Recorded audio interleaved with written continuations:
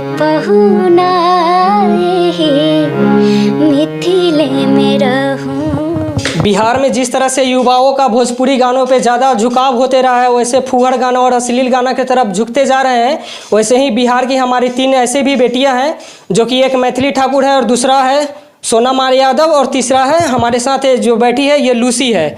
और ये बहुत ही अच्छे गाना गाती है। जिस तरह मैथिली ठाकुर गाती है, सोनम यादव गाती है, उससे भी बेहतर गाना गाती है, लेकिन इसे अच्छा प्लेटफॉर्म नहीं मिल पा रहा है। इस वजह से बहुत सारे लोग जो हैं अभी तक इनके बारे में जान नहीं पाए हैं। लेकिन ये बहुत ही बेहतर कलाकार है। जिस तरह से बिहार की शारदा सिन्हा एक अच्छे प्लेटफॉर्म पे काम की और एक अच्छे मिसाल दी हैं, उसी प्रकार से इनका भी गाना बहुत ही अच्छा है, जो कि आप लोग सुन सकते हैं। और इनका एक यूट्यूब चैनल भी है लूसी भारत के नाम से, आप चैनल को भी विजिट कर सकते हैं और वहाँ पे भी जाके आप इनका गाना को सुन सकते हैं। तो सबसे पहले आपका स्वागत है। धन्यवाद। अच्छा, ये बताइए कि आप सिंगिंग के क्षेत्र में कितने दिनों से? मैं जब 6 साल की थी तब से मैं सिंगिंग सीख रही हूँ। तो आप मतलब सिंगिंग भी करती है, हारमोनियम भी बजाना, इसके अलावा और क्या क्या साज जो बजाना आता हो आपको? मैं अभी तो बस हारमोनियम और गाती हूँ, थोड़ा बहुत तबला भी बजा लेती हूँ। तबला भी बजा थोड़ा सा। जैसा कि आप देख सकते हैं, ये बच्ची जो अभी हमारे साथ बैठी हुई है, ये हारमोनियम भी बजा लेती है, तबला भी बजा लेती है और सिंगिंग भी कर लेती है। तो ये मतलब कि गाना और बजाना दोनों एक ही साथ आपका चल रहा है? जी। अच्छा, तो ये बताइए कि 6 साल की उम्र में बहुत सारे बच्चे हैं कि पढ़ाई में स्ट्रगल करते हैं, आप ये संगीत में स्ट्रगल कर रही हैं। आपका मिशन क्या है आगे? मुझे आगे सिंगिंग के लाइन में कुछ करना है, एक नया नाम करना है अपना, और अपने बिहार को और अपने इंडिया को पूरे वर्ल्ड में रिप्रेजेंट करना है। और जब मैं 6 साल की थी तो मतलब पढ़ाई को भी अभी के समय होता है जो बच्चे पढ़ने चले जाते हैं। मैं 6 साल की थी तो मेरा क्लास 2 में डायरेक्ट एडमिशन हुआ था। और मैं उस समय पापा क्लास करवाते थे तो सभी स्टूडेंट्स आते थे सीखने के लिए। मैं उन्हें देखती थी कि सब सीखते हैं तो मैं क्यों नहीं सीखती। मुझे अंदर से ऐसा लगा कि मुझे भी सीखना चाहिए। देन उस टाइम मैं स्टार्ट की म्यूज़िक सीखना। तो उस टाइम कौन सी क्लास में आप पढ़ाई करती थी? मैं उस टाइम क्लास 2 में थी। क्लास 2 में। तो पढ़ाई और ये संगीत दोनों एक साथ मैनेज हो जाता था? जी। अच्छा, तो मतलब उसके बाद से जब 6 साल के बाद से तो मतलब आप किन किन गानों पे ज़्यादा आपका फोकस रहा? जैसे क्लासिकल सॉन्ग है, भोजपुरी सॉन्ग है, मैथिली सॉन्ग है, हिंदी सॉन्ग है, सबसे ज़्यादा किन गानों पे आपका फोकस रहता है? सबसे ज़्यादा मैं ट्रेडिशनल फोक सॉन्ग्स पे ज़्यादा ध्यान देती हूँ। उसके बाद हिंदी वगैरह भी गा लेती हूँ मैं। हिंदी, इंग्लिश, मैथिली, भोजपुरी।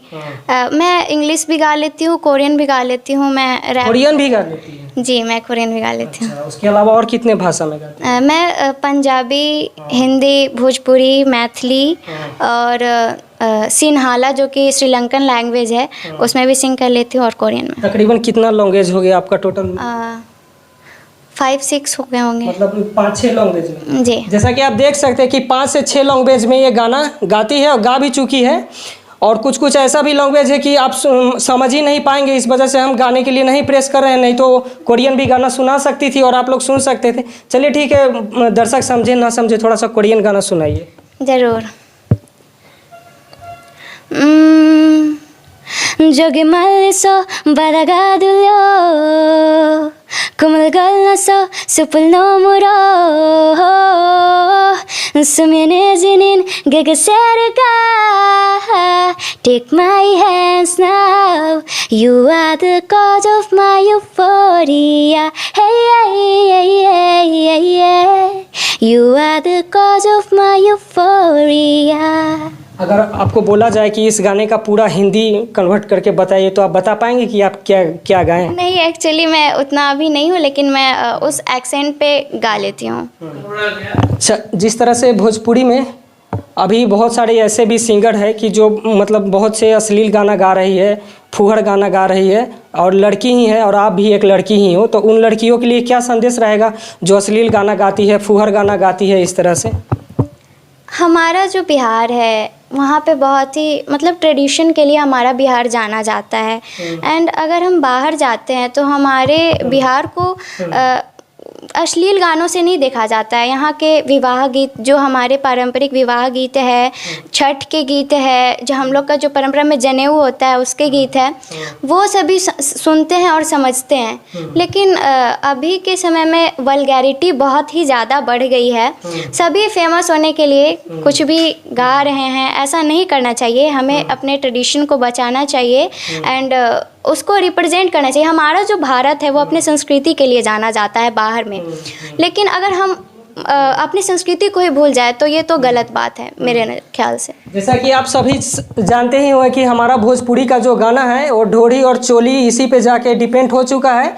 अभी आप गाना सुन के भी देखे ही होंगे कि किस प्रकार से अश्लीलता पूरे बिहार में ये फैल रही है। जो नए नए सिंगर आते हैं और वायरल होने के लिए, कुछ पैसे कमाने के लिए, वो किसी भी हद तक का गाना गा के और वायरल हो जाते हैं। और ऐसे में क्या होता है कि जो अच्छा सिंगर होता है, जो क्लासिकल गाना गाने वाला होता है, जो ट्रेडिशनल गाना गाने वाला होता है, वो सारा सिंगर जो है कहीं ना कहीं वो नीचे दब जाता है और जो फुहड़ कलाकार है वो ऊपर की तरफ निकल जाता है। तो ऐसे में बहुत सारे ये भी सिंगर है, जैसा कि हम आपको नाम बताएं ही पहले कि मैथिली ठाकुर है, सोनम आर यादव है और ये लूसी है। ये तीनों का मतलब एक जैसा ही गाना गाती है। जिस प्रकार से मैथिली ठाकुर गाती है, मैथिली में गाना गाती है ज़्यादातर, और ये सोनम आर यादव उसी प्रकार लूसी भी इस गाना को गाती है। लेकिन मैथिली ठाकुर को आप सभी जानते होंगे, सोनम आर यादव को भी आप भली भांति जानते होंगे, लेकिन लूसी को अभी तक बहुत कम लोग जानते हैं। तो अच्छा ये बताइए कि कोई ऐसा गाना हो जो आपका सबसे ज़्यादा पसंदीदा हो और अभी आप हमारे दर्शकों को सुनाना चाहें। एक्चुअली मेरे यूट्यूब पे एक गाना है जिस पे सबसे ज़्यादा व्यूज़ आए हुए हैं एंड उस गाने के पीछे एक बहुत ही मतलब स्टोरी है।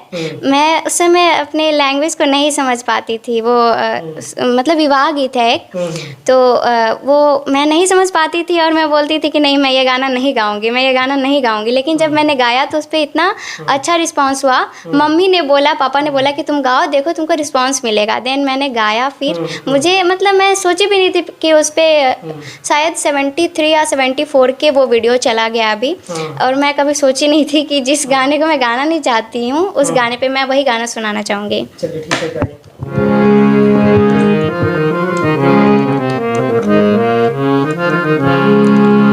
जंघिया चढ़ाए बाबा बैसला मंडप पर, जंघिया चढ़ाए बाबा बैसला मंडप पर, बाबा करुणा धिया दान है, आहे बाबा करुणा धिया दान है। सिसकी रोवे मैया सुने ना, सिसकी रोवे मैया सुने ना, तू बेटी हर ले मोरा प्राण है, आहे तू बेटी हर ले मोरा प्राण है। ये गाना भिखारी ठाकुर जी का गाया हुआ है लगता है, या लिखा हुआ है? नहीं, ये गाना पारंपरिक है। अच्छा। और इसे शायद अभी शारदा सिन्हा जी ने गाया हुआ है, जिनको सुन के मैं ये गाना सीखी थी। और इसके अलावा भी और भी कोई गाना हो जो मैथिल में या भोजपुरी में जो आपका पसंदीदा हो और आप गा के सुनाना चाह रही हो इस प्रकार से? जरूर।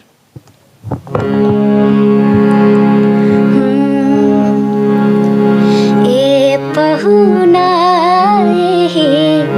मिथिले में रहूना, ए पहुना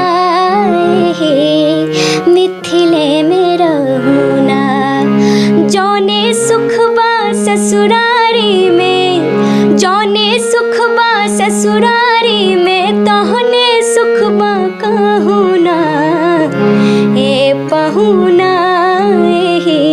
मिथिले में रहूना, ए पहुना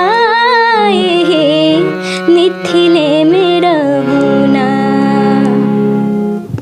जैसे कि बहुत सारे सिंगर हैं अपने बिहार में, अपने देश में, जिस तरह शारदा सिन्हा है, आशा भोसले है, लता मंगेशकर है, अभी भोजपुरी का सबसे टॉप सिंगर कहे जाने वाली शिल्पी राज है। तो इन सभी सिंगरों में आप सबसे ज़्यादा आदर्श किन को मानती है? मैं शारदा सिन्हा जी को आदर्श मानती हूँ। मतलब उन्हीं के नक्शे कदम पे चलना चाहती है? एक्चुअली मेरा ये है कि मेरे हर एक सिंगिंग के ही हर एक क्षेत्र में मेरे अलग अलग आदर्श है। जैसे कि ऐसा होता है ना कि हम अगर भोजपुरी गाते हैं तो वो लगना चाहिए कि हाँ कि भोजपुरी है, उसमें हिंदी वाली फीलिंग नहीं आनी चाहिए। एंड जब हिंदी गाते तो लगना चाहिए कि हाँ वो हिंदी गाना हो रहा है, वो भोजपुरी नहीं हो रहा है। तो इसलिए जब मैं भोजपुरी गाती हूँ तो उसमें मैं शारदा सिन्हा जी को सुनती हूँ और उन्हें अपना आदर्श मानती हूँ। हिंदी के लिए मैं लता मंगेशकर, श्रेया घोषाल और अरिजीत सिंह को सुनना पसंद करती हूँ। और बाहर में इंग्लिश वगैरह मैं सुनती हूँ, उसमें मुझे Justin Bieber and Michael Jackson बहुत ज़्यादा पसंद है। और मैं कोरियन में लीसा और जंको की बहुत बड़ी फ़ैन हूँ। अभी प्रेजेंट में आप किस क्लास में पढ़ाई करती हो? मैं 10th में हूँ। 10th में? जी। मतलब 10th में पढ़ाई करने के बावजूद भी जो है ये इतनी अच्छा सिंगिंग कर लेती है, हारमोनियम बजा लेती है और घर का भी कुछ काम में अपनी मम्मी का हाथ बटा लेती है। और इसके अलावा जो है अभी आगे कहाँ तक जाना है, मतलब आपका मिशन बता दीजिए एक बारी। मुझे अपने इंडिया को बाहर रिप्रेजेंट करना है। जैसे कि हमारे देश में बहुत सारे बच्चे हैं जो कि बहुत ज़्यादा टैलेंटेड है, लेकिन शायद वो फाइनेंशियल सपोर्ट के कारण आगे नहीं बढ़ पाते हैं। एंड मुझे लगता है कि गवर्नमेंट को इस पे ध्यान देना चाहिए और जो बच्चे टैलेंटेड है उस पे ध्यान देना चाहिए और उनको आगे बढ़ाना चाहिए। उससे क्या होगा, हमारे देश का ही नाम होगा बाहर में। चलिए ठीक है, अगर आप इस बच्ची के बारे में क्या सोचते हैं अपनी राय को कमेंट बॉक्स में ज़रूर दीजिएगा। और बिहार में जिस तरह से फूहड़ गाना और भोजपुरी गाना बज रहा है वैसे सिंगर के बारे में क्या सोचते हैं, वैसे स्टूडियो के बारे में क्या सोचते हैं, आप अपनी राय को कमेंट बॉक्स में ज़रूर दीजिएगा। अगर आपकी कुछ सुझाव है तो कमेंट बॉक्स में आके बताइएगा और अच्छा लगे तो ये वीडियो को ज़्यादा से ज़्यादा शेयर कीजिएगा। जय हिंद।